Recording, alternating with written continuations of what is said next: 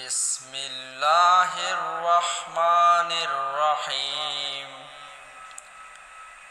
কুল হুয়াল্লাহু আহাদ। বলুন, তিনি আল্লাহ এক ও দ্বিতীয়। আল্লাহুস সামাদ।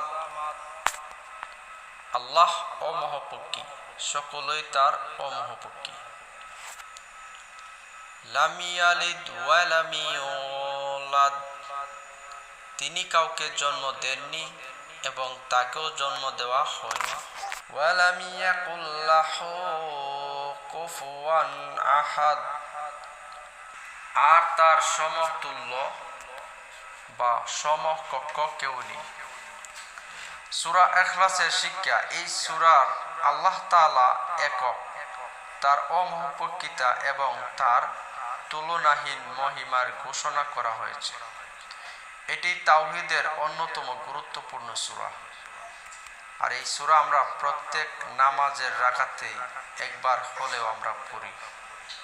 আর এই সূরার ফজিলত রয়েছে অনেক। এই ছোট্ট সুন্দর সূরা ইখলাস পবিত্র কোরআনে কারিমের অন্যতম একটি সূরা। আপনার প্রিয়জনের সাথে শেয়ার করে দিন সাদাকা জারিয়ার সওয়াবের নিয়তে। আল্লাহ তাআলা যেন আমাদের সবাইকে পবিত্র কোরআনে কারিম বোঝার এবং শিখার, আমল করার তৌফিক দান করুন। আসসালামু আলাইকুম ওয়া রাহমাতুল্লাহি ওয়া বারাকাতুহু।